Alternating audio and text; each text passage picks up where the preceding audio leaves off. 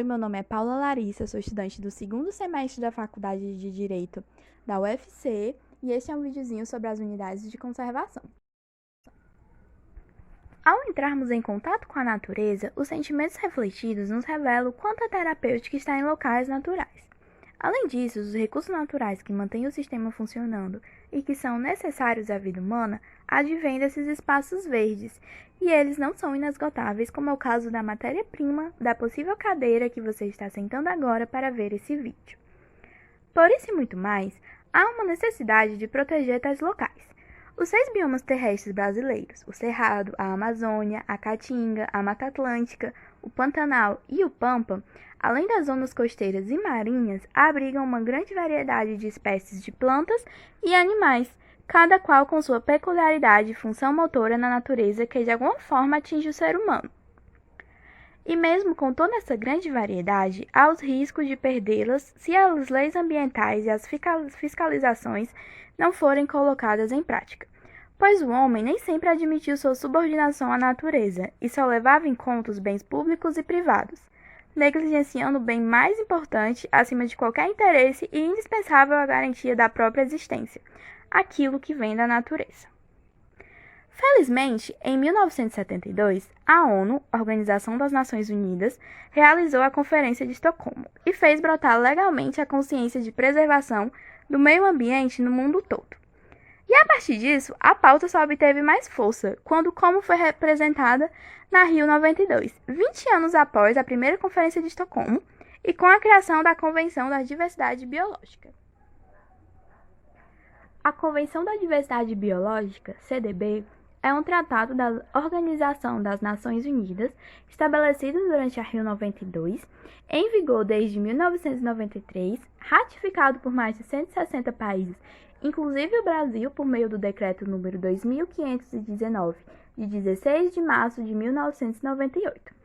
A CDB está estruturada sobre 3 bases principais, que são a conservação da diversidade biológica, o uso sustentável da biodiversidade e a repartição justa e equitativa dos benefícios provenientes da utilização dos recursos genéticos, além de referir-se a biodiversidades em 3 níveis: ecossistemas, espécies e recursos genéticos.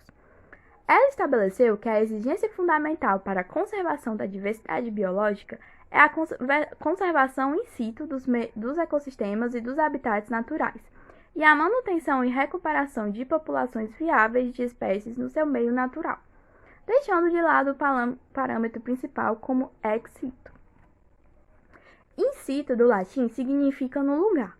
Logo, é a reparação do dano ambiental no local onde foi causado, ou seja, o trabalho deve ser realizado com as espécies em seus habitats.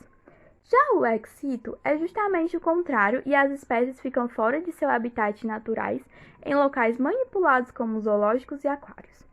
Esse tipo só é utilizado quando impossível a restauração natural no próprio local do dano. Em 1994, foi criado o PRONABIO, Programa Nacional da Diversidade Biológica, instituído por meio do Decreto número 1354/1994, para coordenar a implementação dos compromissos da CDB. Mas com a vinda do Decreto de número 4339/2002, foram instituídos os princípios e diretrizes para a implementação da Política Nacional da Biodiversidade, e foi preciso alinhar o antigo decreto com as novas demandas. Por isso, posteriormente, veio o Decreto de número 4703/2003, alterando o PRONABIO para corresponder com as novas necessidades e estabelecendo a Comissão Nacional da Biodiversidade, o CONABIO. A CONABIO é composta por representantes de órgãos governamentais, como, por exemplo, um representante do Instituto Chico Mendes, órgão responsável por as unidades de conservação, e organizações da sociedade civil. Ele tem um relevante papel na discussão e implementação das políticas sobre a biodiversidade e compete à comissão promover a implementação dos compromissos assumidos pelo Brasil junto à CDB, bem como identificar e propor áreas e ações prioritárias para pesquisa, conservação e uso sustentável dos componentes da biodiversidade. Com todas essas realizações em prol da biodiversidade, foram instituídas unidades de conservação para justamente serem essas áreas naturais protegidas de forma a evitar sua degradação demasiada e sem reposição, garantindo assim a variedade de flora e fauna. Além disso, com essas reservas, é possível obter capital, principalmente oriundo do ecoturismo praticado nelas. Por exemplo, as áreas protegidas na Amazônia podem gerar de 1 a 2 bilhões de reais anuais por o manejo florestal da madeira, e o impacto do turismo rende cerca de 4 bilhões de reais em apenas um ano.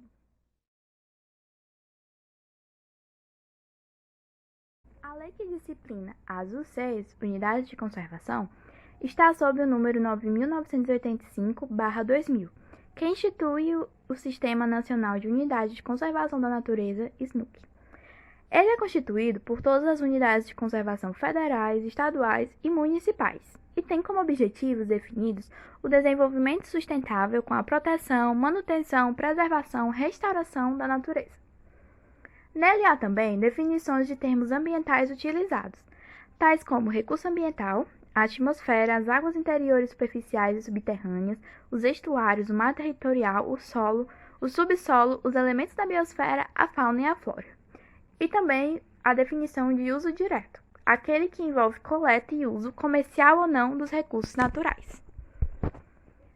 Além de estabelecer a gestão do SNUC, composta por o órgão consultivo e deliberativo CONAMA, Conselho Nacional do Meio Ambiente, com as atribuições de acompanhar e implementar o sistema. O órgão central, com a finalidade de coordenar o sistema, Ministério do Meio Ambiente, o órgão executor, estes últimos representados por o Instituto Chico Mendes ICMBio e o IBAMA, Instituto Brasileiro do Meio Ambiente e dos Recursos Naturais Renováveis, com destaque do primeiro. Alguns dos aspectos gerais das unidades de conservação são que sua criação ocorre por meio de um ato do poder público e conta também com a orientação de uma legislação complementar, o Decreto de número 4.340/2002. Exceto por a criação de estação ecológica ou reserva biológica, é obrigatório consulta pública na criação de unidades de conservação. A ocupação das áreas pelas populações tradicionais é regida mediante contrato e essas populações se obrigam a participar da preservação, recuperação, defesa e manutenção da unidade de conservação. As pesquisas são permitidas, mas não podem colocar em risco as espécies integrantes dos ecossistemas. Determina que o Ministério do Meio Ambiente, assistido por outros órgãos, divulgue os dados constantes das UCs no Cadastro Nacional de Unidades de Conservação, SNUC. Desde 2007, estão sendo cuidadas por o órgão executivo ICMBio, Instituto Chico Mendes de Conservação da Biodiversidade. O ICMBio foi criado por a Lei 11.516/2007, com o intuito de executar as ações do Sistema Nacional de Unidades de Conservação e implantar, gerir, proteger, fiscalizar e monitorar as UCs instituídas por a União. Cabe a ele ainda fomentar e executar programas de pesquisa, proteção, preservação e conservação da biodiversidade, e exercer o poder de polícia ambiental para a proteção das unidades de conservação federais. Elas também são divididas em dois tipos: unidades de uso sustentável e unidades de proteção integral. As unidades de uso sustentável são subdivididas em área de proteção ambiental, dotada de atributos abióticos, bióticos, estéticos ou culturais especialmente importantes para a qualidade de vida e o bem-estar das populações humanas que nela habitam, e assim disciplina o uso desses recursos. Ela é constituída de áreas tanto públicas quanto privadas. A pesquisa é permitida tanto em áreas privadas quanto públicas e a visitação também, sendo reguladas por o órgão responsável quando em área pública e em área privada cabe ao proprietário decidir sobre as condições. A área de proteção ambiental dispõe de um conselho presidido pelo órgão responsável por sua administração e constituído por representantes dos órgãos públicos, de organizações da sociedade civil e da população residente.